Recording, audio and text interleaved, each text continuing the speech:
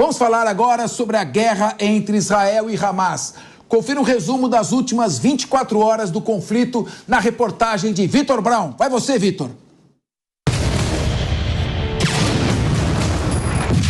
Forças israelenses e terroristas do Hamas cumpriram uma trégua nesta terça-feira, depois que o cessar-fogo foi estendido no último minuto por pelo menos mais 2 dias para permitir a libertação de mais reféns. Nas últimas horas, foi possível visualizar apenas uma única fumaça subindo acima do deserto destruído no norte de Gaza. Mesmo com essa imagem, não foi registrada nenhuma explosão, nem sinais de sirenes. Alguns disparos de tanques foram ouvidos no distrito de Sheikh Radwan, na cidade de Gaza, pela manhã. Um porta-voz das Forças de Defesa de Israel disse que ataques foram feitos após a aproximação de suspeitos. O tiro teria sido apenas uma advertência. Ainda durante a trégua, os terroristas do Hamas libertaram 50 mulheres e crianças israelenses. Em troca, Israel libertou 150 detidos de suas prisões. Hoje, a autoridade penitenciária de Israel disse que 33 prisioneiros palestinos foram libertados no período da noite, sob os termos do acordo. A libertação elevou para 150 o número total de libertados por Israel durante a pausa inicial de 4 dias nos combates. Entre os nomes está o palestino Muhammad Abu al-Humus. Ele já está em casa, localizada no leste de Jerusalém. Não consigo descrever minhas emoções. É uma alegria indescritível. Estou muito feliz. Espero que outros sejam libertados em breve. Meus amigos, meus primos. O governo de Israel recebe nova lista de reféns que devem ser libertados nos próximos dias. O governo de Israel recebeu uma lista de reféns que deverão ser libertados na terça-feira, informou a Rádio do Exército de Israel, citando o gabinete do primeiro-ministro israelense. O site de notícias Axios afirmou que a lista continha 10 reféns. Não houve comentários imediatos do gabinete do primeiro-ministro. A Argentina celebrou a libertação de 11 pessoas sequestradas pelo Hamas, que aconteceu mais cedo. Entre os reféns estavam 6 argentinos. Em um comunicado, a chancelaria do país agradeceu a mediação do Catar. As reféns eram 2 mulheres, uma de nacionalidade argentina e a outra casada com um argentino, que foram liberadas junto com 2 filhas cada uma. No comunicado, a Argentina também disse que espera mais ajuda humanitária na faixa de Gaza para fortalecer a assistência à população civil palestina que enfrenta uma crise humanitária de grandes proporções. Mais pessoas poderão morrer de doenças do que de bombardeios na faixa de Gaza se o sistema de saúde não for reparado, disse um porta-voz da Organização Mundial da Saúde nesta terça-feira. As autoridades de saúde de Gaza, consideradas confiáveis pelas Nações Unidas, dizem que 15 mil pessoas são confirmadas como mortas nos bombardeios em Gaza por Israel, cerca de 40% delas crianças, com muito mais mortos temendo-se que estejam perdidos sob os escombros. Israel jurou aniquilar o Hamas, o grupo terrorista que governa Gaza, depois de os seus homens armados terem atravessado a cerca e matado cerca de 1.200 pessoas e feito 240 prisioneiros em 7 de outubro. E a trégua entre Israel e Hamas parece que não deve durar muito. Por quê, Henrica? Nessa terça-feira, os 2 lados trocaram acusações. Ué, mas eles tinham virado amigos? E apontaram violações ao acordo de cessar-fogo em Gaza.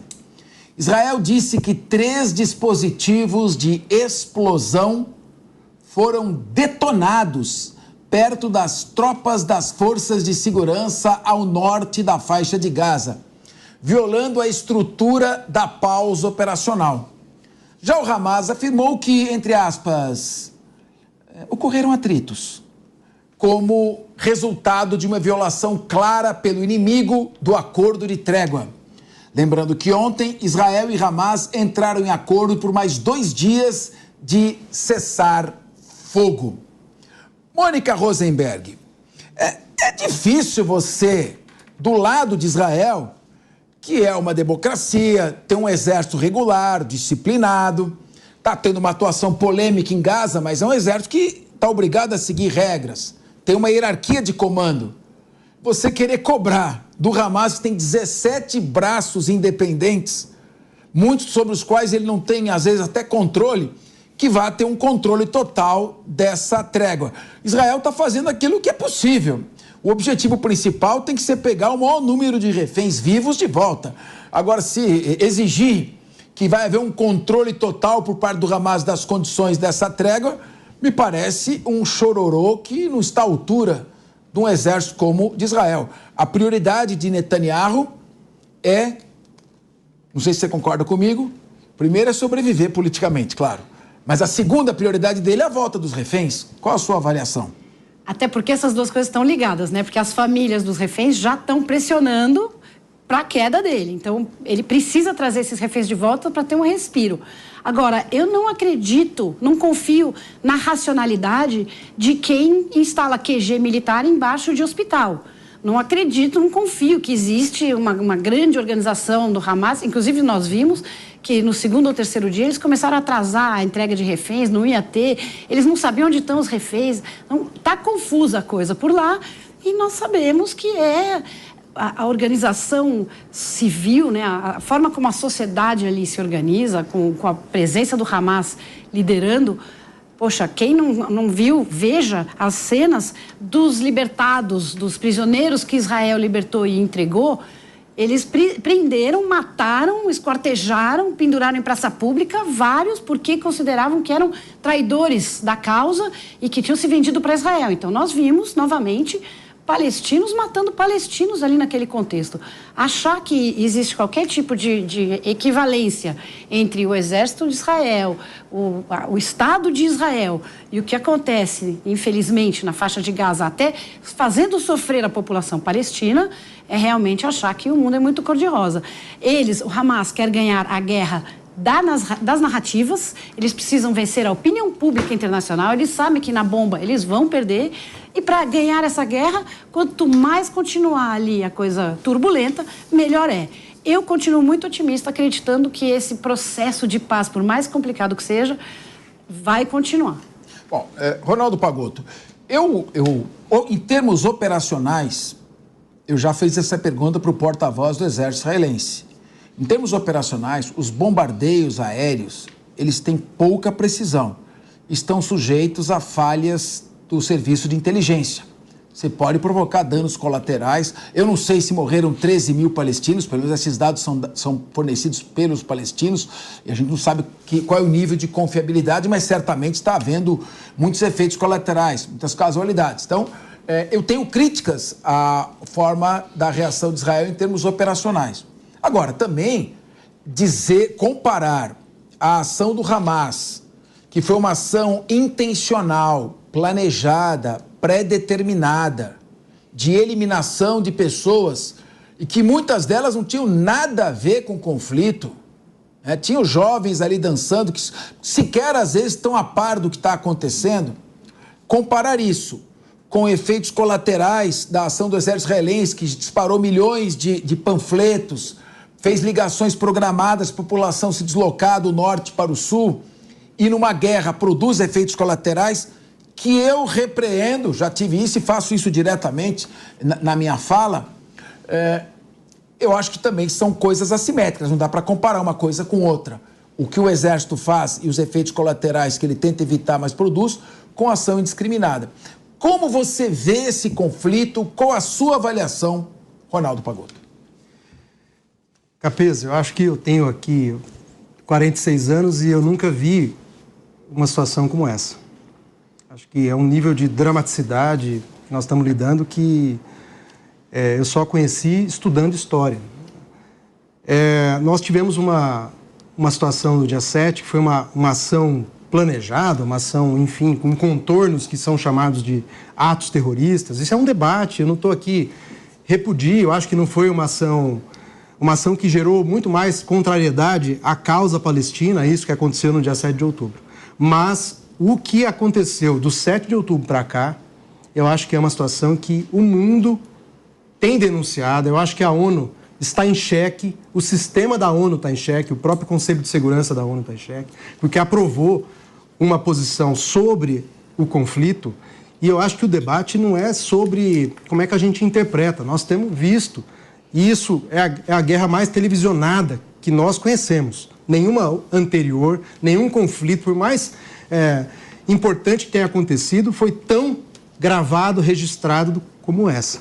E nós estamos falando de uma potência midiática que é Israel. Não estamos falando de um país que não tem essa capacidade de influenciar. Ao contrário, Israel tem uma potência para fazer a discussão no mundo inteiro, detém jornais no mundo inteiro. E eu acho que o que está acontecendo lá, de verdade, a resposta que o nosso âncora aqui, o Capês, chamou de assimétrica, é um massacre.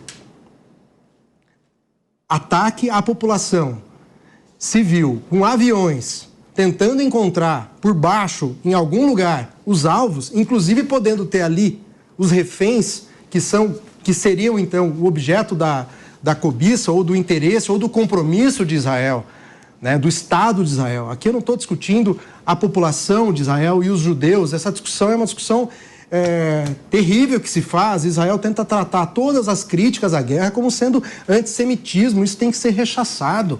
Tratar os ataques do Estado de Israel à população civil, visando alcançar um inimigo que não se sabe onde está.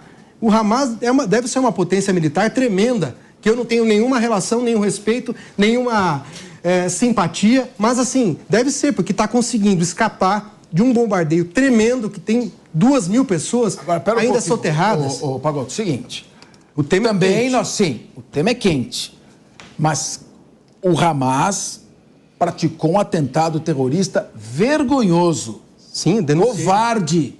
Ele entrou em território israelense e deliberadamente matou jovens, sequestrou pessoas idosas. Ora, essa é uma ação absolutamente condenável. Isso é um ataque terrorista, semelhante ao ataque do ISIS. É claro, Israel, no desenvolvimento operacional, poderia estar priorizando a incursão terrestre, mas Israel tem que responder também, porque você tem 240 cidadãos seus que estão sequestrados. Você tem um ataque terrorista, você está cercado de inimigos. Israel sempre atuou na contraofensiva. Teve em 15 de maio de 48, iniciou uma guerra que terminou só em 49. Em 56 teve a guerra do Canal de Suez. Depois, em 67, teve mais uma guerra. 73, outra guerra. Eu tenho algumas críticas à ultradireita israelense. Mas, em termos gerais, Israel tem que apresentar uma determinada resposta. Nós não podemos equiparar o que o Hamas fez com a resposta do exército israelense. E também tem uma coisa que eu vou te dizer. Na guerra da Ucrânia, a imprensa não está lá mostrando tudo o que está acontecendo.